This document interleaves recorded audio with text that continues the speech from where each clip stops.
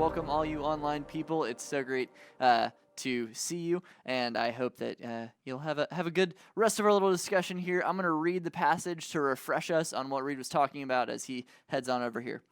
So, when he finally came to his senses, he said to himself, "At home, even the hired servants have food enough to spare, and here I am dying of hunger. I will go home to my father and say, 'Father, I have sinned against both heaven and you, and I am no longer worthy of being called your son.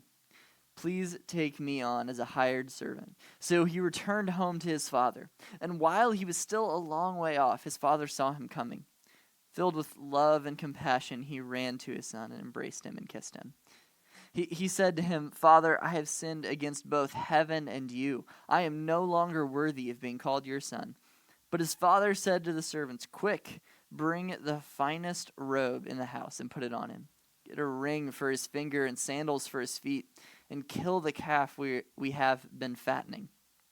We must celebrate with a feast, for this son of mine was dead and now returned to life. He was lost, but now is found.' So the party began. Meanwhile, the older son was working in the fields, and when he returned home, he heard music and dancing in the house. He asked one of the servants what was going on. 'Your brother is back,' he was told, 'and your father has killed the fattened calf. We are celebrating because of his safe return.' The older brother was angry and wouldn't go in. His father came out and begged him, but he replied, 'All these years I've slaved for you and never once refused to do a single thing you told me to. In all that time, you never gave me even one young goat for a feast with my friends. Yet even when this son of yours comes back after squandering your money on prostitutes, you celebrate by killing the fattened calf.' His father said to him, 'Look, dear son, you have always stayed with me, and everything I have is yours. We had to celebrate this happy day, for your brother was dead and has come back to life. He was lost, but now is found.'" Speaking of lost and found, here is Reid. Hey, Reid, how you doing? Good. Good, man. That was fun. I didn't hurt anyone with the breaking of the pot. Good. Yeah, Jeff actually, he had told me to throw this at you when you came in to see if it would break. So Glad that you did. yeah, you're welcome. Actually, is why I mentioned that. Yeah, I love the pot smashing bit. It's such a cool image, being like, oh, that's what should have happened, but it didn't. And that's The opposite happened. it's insane. It's crazy. I love that visual of, because everybody experiences brokenness in some way. Oh, don't have my microphone on. Oh, that's amazing. So Reid was in the middle of saying that everyone experiences brokenness in some way. And he was going to continue by saying something really profound, and it'll happen in a moment. Forget it now. Okay. There we go. Don't throw anything at me. No, Okay, we're yeah. not starting all the way over. No. Just everyone experiences brokenness in some way. And this idea of saying yes and that's not the end of your story. I love the hopefulness of that, and this story represents that. Yeah, so in this crisis, this pandemic, a lot of people, instead of maybe turning to God, they experienced more brokenness and more maybe straying away from God. Yeah. So why is that when it also seems like crises tend to make us turn toward God? Yeah. What's the difference with this one? It's a great question, Barak, and one that I think we could talk about for a while. That the idea is the crisis is sort of neutral in direction. It will probably promote or prompt some type of change because you want to get rid of the pain. Yeah. No one likes living in the pain of brokenness, and so the crisis could make you turn in any direction. And so you're right. Oftentimes in a crisis, we'll turn away from God. We'll blame God. That removes me from the onus that I have to own any part of this. I can blame.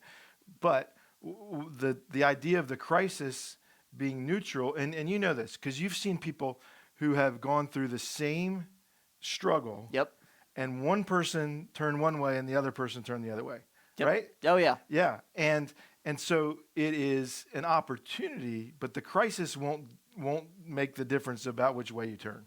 So what does make the difference? What makes one person go one way versus the other? Is it like habits they've built in advance? Is it Yeah, do you have any thoughts on I what do. makes you go one way or the Yeah, other? I have a lot of thoughts, and I would start with this: is that, as I said in the message, it's the image of God that they have, like Oh, yeah, yeah, this yeah, yeah. or like this, and the recognition of what matters. In other words, counterfeit problem is my circumstances are bad. Yes. Yeah, yeah. And if I think that's God's job, is I obey, you make stuff good happen to me. Yeah, yeah, yeah. Well, then I'm probably going to be mad at him and turn the other way. Here's the truth, though. That doesn't change the fact that I need to be known and loved by God. Whether I'm mad at him or don't believe in him anymore, that doesn't change the fact that I still need, because of how I'm created, to be known and loved by God. So our picture of God, our interpretation of what matters, and then certainly environment, right? So you mentioned things that you've put in place in your life.